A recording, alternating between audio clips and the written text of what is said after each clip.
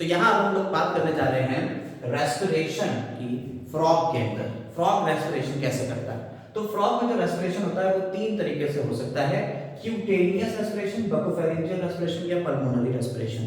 Cutaneous यानी कि इसके थ्रू होगा।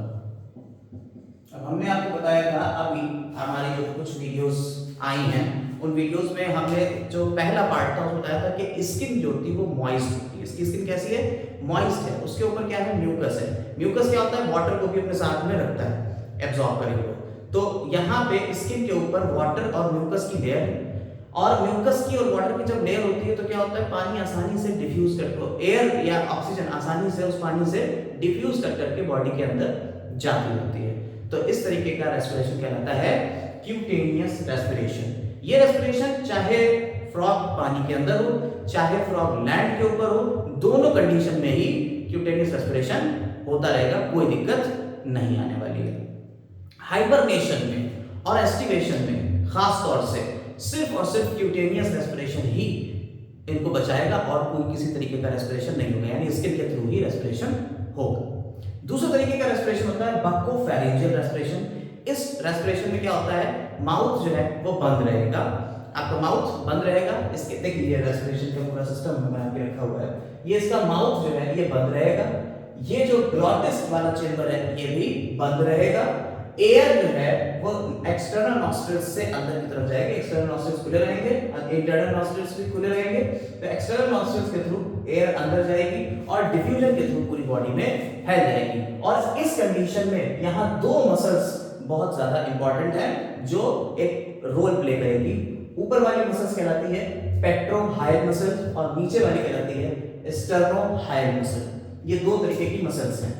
ये मसल्स जो है ये हाइयोइड अपरेटस से दोनों मसल्स जुड़ी रहती हैं, लेकिन पेट्रोहाइड ऊपर की तरफ ऑडिटरी कैप्सूल से, यानी जिससे आपकी आवाज निकल रही है उस कैप्सूल से भी जुड़ी है। स्टर्नोहाइड नीचे स्टर्नम से जुड़ी हुई है। तो जब ये मसल्स खुलती और बंद होती हैं तो ये एक्सटर्नल और इंटरनल नॉस्ट्रिल्स जो है ये खुलते और बंद होते हैं, यानी कि ये खिंचेगी तो ये इस तरीके से ये वाला चेंबर खुलेगा और बंद होगा।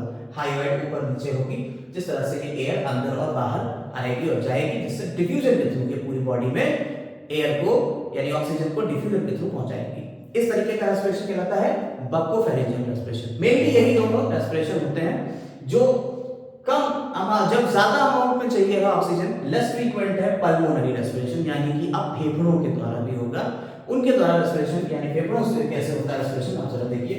तो यहाँ पे इसका जो सिस्टम है ये माउथ है और यहाँ पे ये पीछे की तरफ जो बक्कल कैविटी में पीछे की तरफ ये वाला जो पोर्शन है इसे कहते हैं ग्लॉटिस, हमने यहाँ दिखा दिया ग्लॉटिस, और इसके पीछे ये लंग्स खुलेंगे। ठीक है, तो ये लंग्स है अभी इसमें एयर नहीं भरी हुई है। क्या होता है कि यही पेट्रोहाइड और स्टर्नोहाइड मसल्स के थ्रू ही यहाँ पे भी ये माउथ खुलेगा और बंद होगा यहाँ पे अंदर की तरफ। तो क्या होगा अगर ये ग्लॉटिस खुल गया, देखिए बकोफेरिंजियल रेस्पिरेशन में ग्लॉटिस बंद था, लेकिन पल्मोनरी रेस्पिरेशन में ग्लॉटिस खुलेगा, और ग्लॉटिस खुलेगा तो अब एयर कहाँ गई? यहाँ से जो एयर आ रही थी वो पहले आती है लैरिंजियोट्रैकियल चेंबर में, और पीछे की तरफ दो लंग्स हैं। कितने हैं? दो लंग्स हैं, मस्कुलर है, डेलिकेट ऑर्गन है, और लंग्स के ही अंदर की जो वॉल है वो इंटरनली ऐसे तरीके से ये घुस जाती है अंदर की तरफ और धंस के क्या बना लेंगे? एल्वियोलीज बना लेंगे। डायरेक्ट इससे एयर जाएगी इसमें एल्वियोली में और एल्वियोली में डिफ्यूजन हो जाएगा। ये कंडीशन तब आएगी जब एक्स्ट्रा अमाउंट ऑफ ऑक्सीजन चाहिए होगी, सिर्फ तभी ये कंडीशन फुलफिल होगी। क्लियर है? तो इस तरह से रेस्पिरेशन जो होता है फ्रॉग में वो तीन तरीके से हो रहा है। कौन कौन सा? क्यूटेनियस, बकोफेरिंजियल और पल्मोनरी। मेन कौन सा है? मेन है आपका क्यूटेनियस, यानी स्किन के थ्रू हो रहा है, स्किन मॉइस्ट है, म्यूकस की लेयर है और वाटर की लेयर है उसके ऊपर, आसानी से डिफ्यूजन हो रहा है, डायरेक्ट डिफ्यूजन। बकोफेरिंजियल में भी डिफ्यूजन हो रहा है। याद रखिएगा बकोफेरिंजियल में कौन कौन सी चीजें बंद है? ग्लॉटिस और माउथ, ये दोनों बंद रहते हैं, डायरेक्ट डिफ्यूजन के थ्रू होता है। और दो मसल्स के जो स्ट्रक्चर्स हैं वो इसमें हेल्प करेंगे। किसमें? बकोफेरिंजियल में कौन है? पेट्रोहाइड और स्टर्नोहाइड। पेट्रोहाइड ऊपर की तरफ हाइयोइड अपरेटस और ऑडिटरी कैप्सूल से जुड़ी हुई है, स्टर्नोहाइड नीचे की तरफ स्टर्नम और हाइयोइड अपरेटस से जुड़ी हुई है, नीचे की तरफ इसमें स्टर्नम है। और तीसरा जो मेन नहीं है लेकिन अगर एक्स्ट्रा अमाउंट में ऑक्सीजन चाहिए है तो पल्मोनरी है, लेस फ्रीक्वेंट होता है, और इसमें क्या होता है? पहले ग्लॉटिस, फिर लेरिंजियल ट्रैकियल चेंबर, उसके बाद एल्वियोली तक जाता है और एल्वियोली में डिफ्यूजन हो जाता है जैसे आपके अंदर होता है। ठीक, इसी के साथ रेस्पिरेशन का पार्ट खत्म हो जाता है। छोटा सा ही पार्ट था, वो आपका हमने पूरा यहाँ समझा दिया है रेस्पिरेशन का। अब बढ़ते हैं अगली वीडियो की तरफ, और अगली वीडियो में हम लोग देखेंगे हमारा सर्कुलेटरी सिस्टम कैसे होता है फ्रॉग में।